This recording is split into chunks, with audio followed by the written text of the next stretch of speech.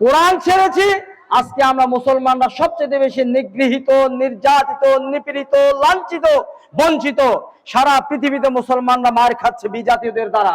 সম্মানিত উপস্থিতি, আপনারা জানেন রাসূল যে সময়ে এই পৃথিবীতে এসেছিলেন তখন পৃথিবীটা অন্ধকারাচ্ছন্ন, কুসংস্কারাচ্ছন্ন ছিল।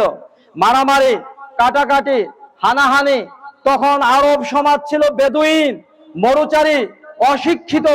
এদের ভিতরে কোনো কেন্দ্রীয় শাসন ছিল না, গোত্রে গোত্রে তাদের শাসন ছিল। আল্লাহর রাসূল সাল্লাল্লাহু আলাইহি সাল্লাম শুধুমাত্র কোরআন দিয়ে সকল ছোট ছোট গোত্রগুলিকে একত্রিত করে এমন এক দুর্দমনীয় শক্তিতে পরিণত করলো, যাদের দুর্দমনীয় দাপটের সম্মুখে সারা পৃথিবী মাথা নোয়াতে বাধ্য হয়েছিল। আমি কি সত্য বললাম না মিথ্যে বললাম? সেই কোরআন কি আমাদের মাঝে আছে? ইনশাআল্লাহ এই কোরআন নিয়ে আমরা এখনো রাজপথে আছি। এই রাজপথ থেকে ইনশাআল্লাহ কোরআন নিয়ে আমরা সংসদে যাব ইনশাআল্লাহ, আপনাদের সহযোগিতায়।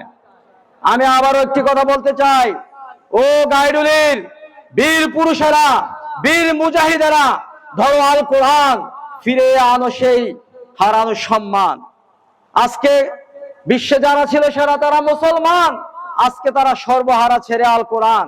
কোরআন ছেড়েছি, আজকে আমরা মুসলমানরা সবচেয়ে বেশি নিগৃহীত, নির্যাতিত, নিপীড়িত, লাঞ্ছিত, বঞ্চিত। সারা পৃথিবীতে মুসলমানরা মার খাচ্ছে বিজাতীয়দের দ্বারা।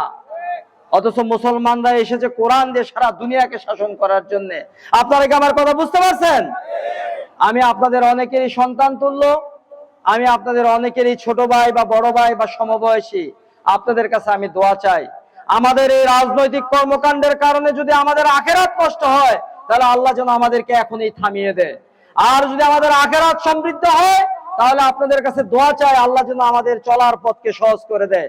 আপনাদের জন্য প্রাণ ভরে দোয়া করে আল্লাহ যেন আমাদের সবাইকে তার নির্দেশিত পথে নিষ্ঠার সাথে চলার তৌফিক দেয়।